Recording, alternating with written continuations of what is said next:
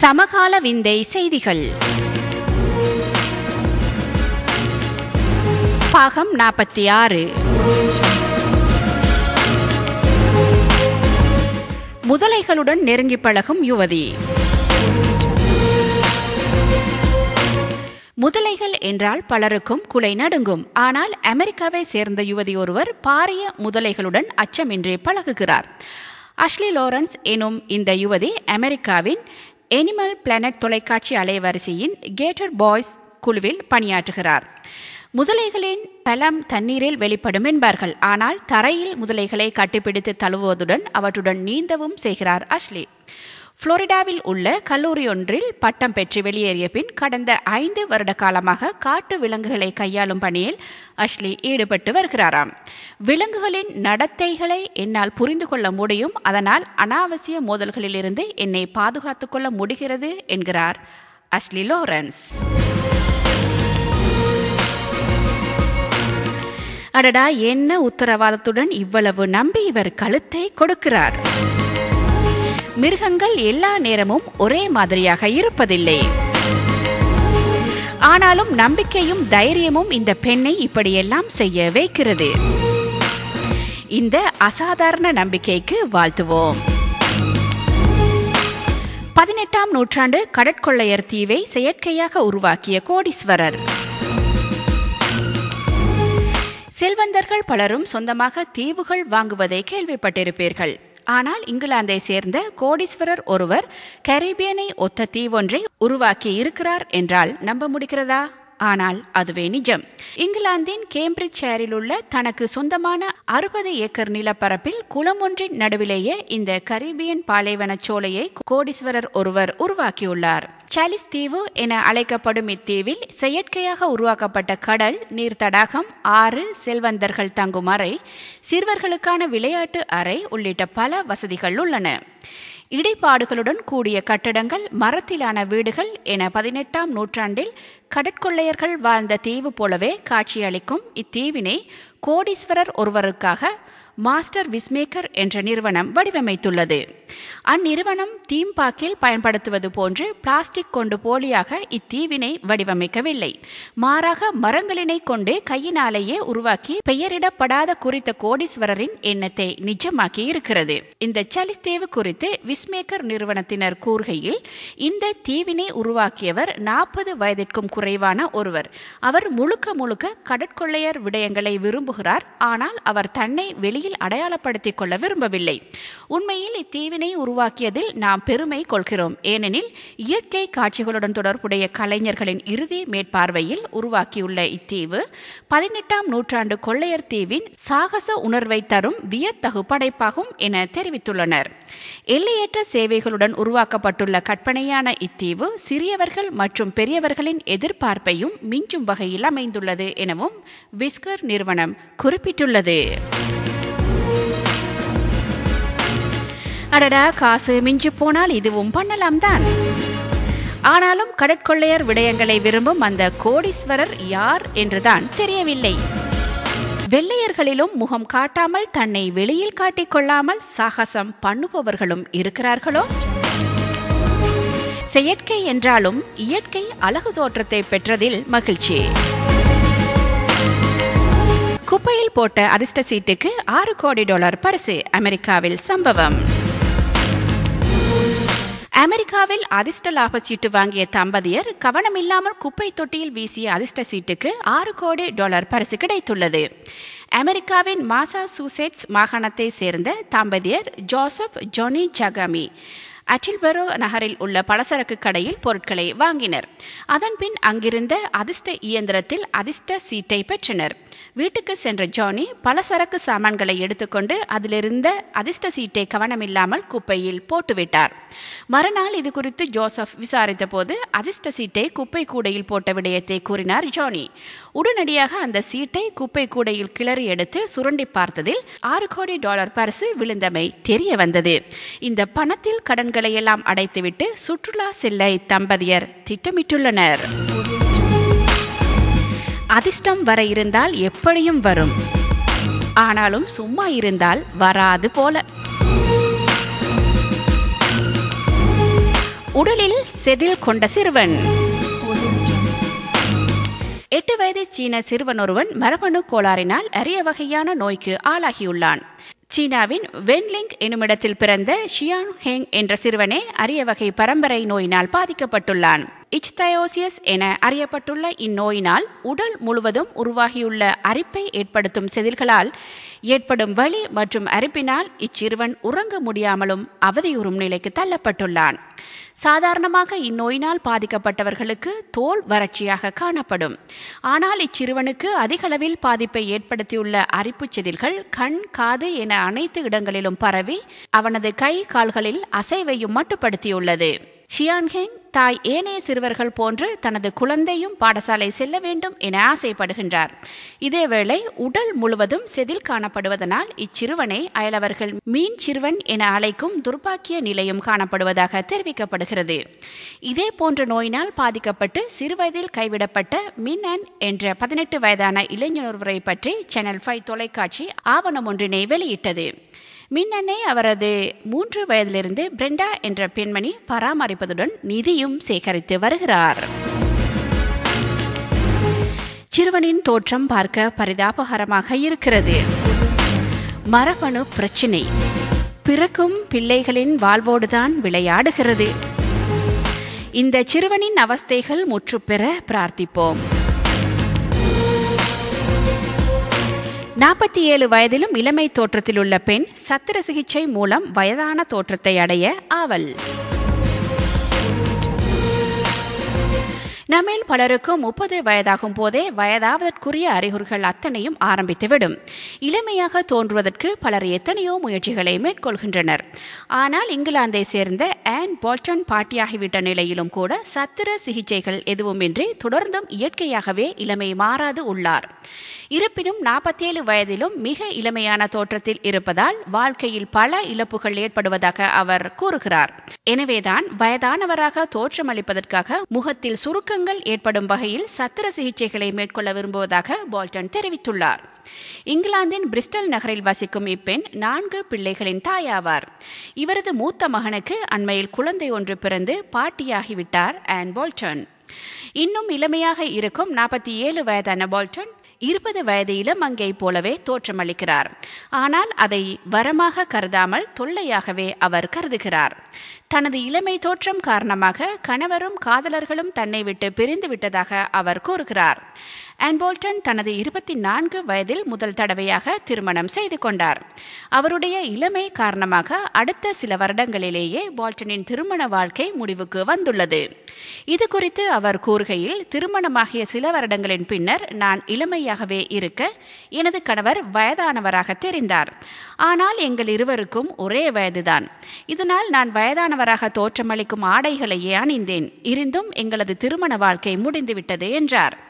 இவர்களுக்கு ஆத்தர் தற்போது வயது 25, கெவின் தற்போது வயது 19, 2 பிள்ளைகள் இருக்கின்றனர். இதன் பின்னரும் போல்டன் மற்றும் ஒருவருடன் திருமணம் செய்யாது குடும்பம் நடத்தியுள்ளார்.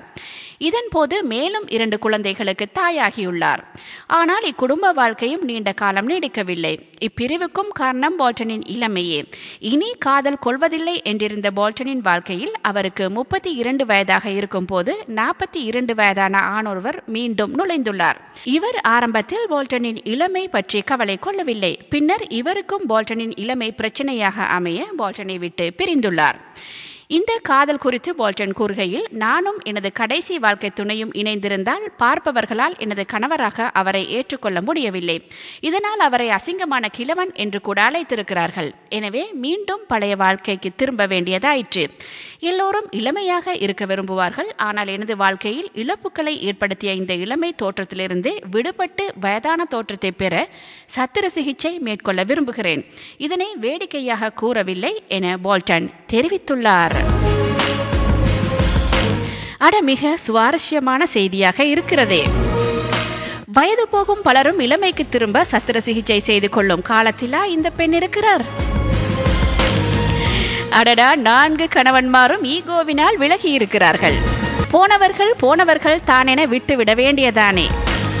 இந்த பெண்ணுக்கு இனி எதற்கு தோற்றம் மாற்றும் சத்திர சிகிச்சை? ஆனாலும் பாவம், இவர் ரொம்ப கஷ்டப்படுறார் போல தெரிகிறது. திருமண வைபவத்தில் மணமக்கள் தோழிகள் தோழர்களாக நாய்கள். பிரிட்டனை சேர்ந்த தம்பதி ஒன்று தமது திருமண வைபவத்தில் நாய்க்குட்டிகளை மணமகள் தோழிகளாகவும் மணமகன் தோழர்களாகவும் பயன்படுத்தியுள்ளது. டேனியல் ஹில் வயது 34 என்பவரும் அவரது காதலியான லூயிஸ் ஹாரிசுமே தமது திருமண வைபவத்தை இவ்வாறு வினோதமாக நடத்தியுள்ளனர். மணமகள் லூயிஸ் செல்லப்பிராணிகளை விற்பனை செய்யும் கடையொன்றை நடத்தி வருகிறார். நாய்கள் மீது ஆர்வம் கொண்ட அவர் தனது திருமண வைபவத்தின் போதும் நாய்களுக்கு முக்கியத்துவம் அளிக்க தீர்மானித்தார். 4 நாய்க்குட்டிகளுக்கு விசேட ஆடைகளையும் தயாரித்து அணிவித்து திருமண வைபவத்தில் பங்கு பெற்றச் செய்தார் லூயிஸ். நாய்களுக்கான ஆடை, உணவு முதலானவற்றுக்காக 8000 ஸ்டெர்லிங் பவுண்ட்களை அவர் செலவிட்டாராம். சஃபோக் நகரில் நடைபெற்ற திருமண வைபவத்தில் இந்நாய்க்குட்டிகளை பராமரிப்பதற்காக 4 பெண்களையும் அவர் நியமித்திருந்தார். எனது வாழ்க்கையின் மிக முக்கியமான தினத்தில் நாய்களும் உள்ளடக்கப்பட வேண்டும் என நான் விரும்பினேன். ஏனைய விருந்தினர்கள் ஐஸ்கிரீம் உண்ணும் போது நாய்களுக்கும் ஐஸ்கிரீம் கொடுக்க வேண்டும் என்பதற்காக விசேட சில ஐஸ்கிரீம்களை கொண்டு வர ஏற்பாடு செய்தேன். திருமண வைபவத்தில் நாய்களை வைத்திருப்பதற்கு அனுமதி அளிக்கக்கூடிய இடத்திலேயே நான் திருமணம் செய்தேன். நாய்கள் என் வாழ்வில் எப்போதும் முக்கிய பங்கு வகிக்கும் என அவர் தெரிவித்துள்ளார்.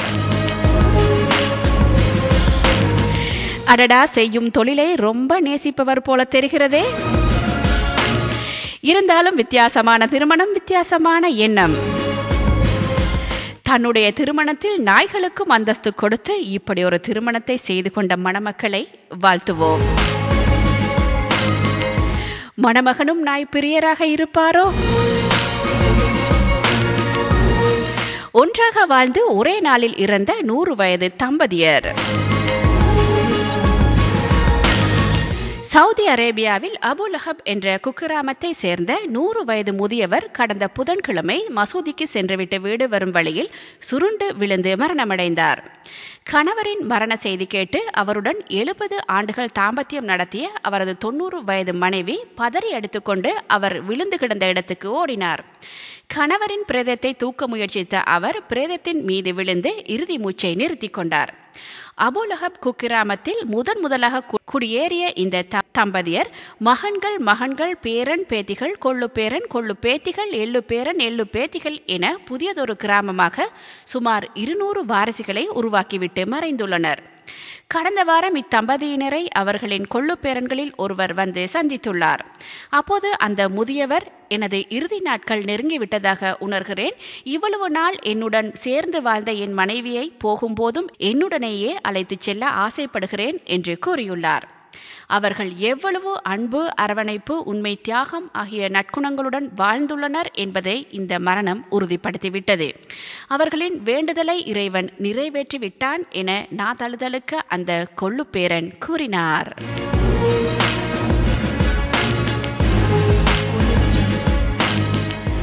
கணவன் மனைவி இருவரும் ஒரே நேரத்தில் மரணிப்பது என்பது சினிமாவில் தான் பார்த்திருக்கிறோம். நிஜத்தில் இப்படியெல்லாம் நிகழ்வது அரிது என்றாலும் எங்கோ ஒரு மூலையில் ஒரு தம்பதியர் ஒரே நேரத்தில் உயிரை விட்டு இது கதை மட்டுமல்ல, நிஜம்தான் என்று நிரூபித்திருக்கிறார்கள். ஆத்மார்த்தமான அன்பு பிணைப்பை இது காட்டுகிறது. உண்மையில் ஒரு அழகான தம்பதியராக வாழ்ந்து மடிந்த ஜோடியாக இவர்கள் இருக்கலாம். மாடியில் இருந்த மம்மி 10 வயது சிறுவன் கண்டுபிடித்த அதிசயம். ஜெர்மனியில் 10 வயது சிறுவன் ஒருவன் வட ஆப்பிரிக்க மம்மியின் உடலை தனது குடியிருப்பில் கண்டுபிடித்துள்ளான். ஜெர்மனியில் லோவர் சாக்சோனி குடியிருப்பில் உள்ள தனது வீட்டின் மாடி அறையில் இருந்த கனமான ஒரு மரப்பெட்டியின் உள்ளே இருந்த இந்த மம்மியை கண்டுபிடித்துள்ளான். இந்த மம்மி இருந்த இடத்திலிருந்து ஒரு சிறிய கசிவு ஏற்பட்டதை தொடர்ந்து உடலினை கண்டுபிடித்துள்ளான். சிறுவன் கண்டுபிடித்த மம்மி குறித்து அவரது தந்தை லூட் வாகேங் கெட்லர் கூறுகையில், 1950இல் நான் சிறுவனாக இருந்தபோது சுற்றுலா சென்ற எனது தந்தை வட ஆப்பிரிக்காவிலிருந்து இந்த பெட்டியை ஜெர்மனிக்கு கொண்டு வந்தார். ஆனால் அவர் சரியாக வட ஆப்பிரிக்காவின் எந்த இடத்திலிருந்து கொண்டு வந்தார் என்பது தெரியாது என்றும், ஒருவேளை எகிப்திலிருந்து கொண்டு வந்திருக்கலாம் என்று நினைக்கிறேன் எனவும் கூறியுள்ளார். அடடா, என்ன இது? பெட்டிக்குள் மம்மி. இந்த பெட்டியை இவர் தெரிந்து எடுத்து வந்தாரா, தெரியாமல் எடுத்து வந்தாரா? உங்கள் வீட்டிலும் இந்த வடிவில் பழைய பெட்டிகள் இருந்தால் ஒரு முறை பார்த்து விடலாம். உங்கள் வீட்டிலும் மம்மிகள் இருக்கலாம். என்ன பயமுறுத்தி விட்டேனோ? அடிக்கடி தீப்பிடித்து எரியும் 2 மாத குழந்தை, அதிர்ச்சியில் மக்கள்.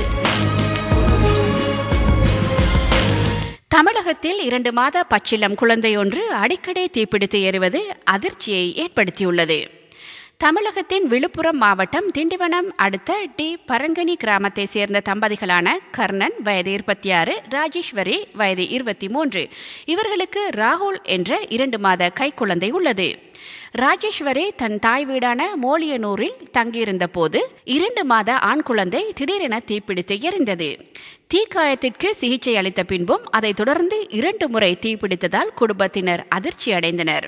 இதனை அடுத்து புதுச்சேரி அபிஷேகப்பாக்கத்தில் உள்ள உறவினர் வீட்டில் குழந்தையுடன் ராஜேஸ்வரி தங்கியிருந்த போதும் 2 முறை தீப்பிடித்துள்ளது.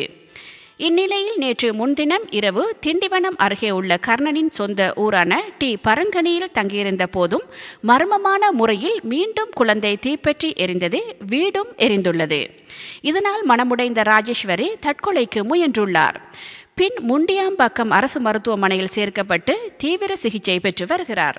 இந்நிலையில் குழந்தை ராகுலை சிகிச்சைக்காக உப்புவேலூர் அரசு மருத்துவமனையில் சேர்த்தனர். குழந்தைக்கு சிகிச்சை அளித்த மருத்துவர் ஜெயபிரகாஷ் கூறுகையில் 2 மாத குழந்தைக்கு உடலில் பல்வேறு தீக்காயங்கள் உள்ளது ஆச்சரியத்தை ஏற்படுத்தியுள்ளது. குழந்தைக்கு காய்ச்சல், சளி, இருமல் போன்ற தொல்லைகள் இல்லை. தீக்காயங்களும் சில நாட்களில் சரியாகி விடுகின்றன. இது புரியாத புதிராகவே உள்ளது என்று தெரிவித்துள்ளார். இந்நிலையில் தந்தை கர்ணன் குழந்தை பிறந்ததிலிருந்தே ஏதாவது ஒரு விபரீதம் நடந்து கொண்டுதான் உள்ளது. இதனால் மிகுந்த மன உளைச்சலுக்கு உள்ளாகியுள்ளோம். குழந்தையை நாங்கள் வளர்ப்பதா அல்லது அரசிடம் ஒப்படைப்பதா என குழப்பமாக உள்ளது என்று தெரிவித்துள்ளார். அடடா, தீப்பிடிப்பதற்கு என்ன காரணம் என்று அறியாமல் குழந்தையை பழி சொல்வது சரியா? இந்த மூட பழக்க வழக்கங்களிலிருந்து மக்கள் இன்னுமே மாறாமல் இருக்கிறார்கள். பெற்ற பிள்ளையை அரசிடம் ஒப்படைக்க நினைக்கிறார் தந்தை. பார்க்க போனால் குழந்தையை பெற்றவர்களுக்குத்தான் பிரச்சினை. மந்திரத்தால் நெருப்பு வருவதற்கான சாத்தியம் இல்லை எனும் போது வீட்டிற்குள் ஏதோ பிரச்சனை இருக்கிறது என்பது மட்டும் தெரிகிறது.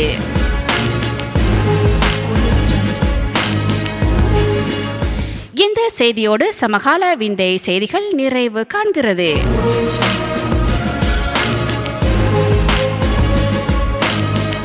மீண்டும் அடுத்த வாரம் சமகால விந்தை செய்திகளோடு சந்திப்போம்.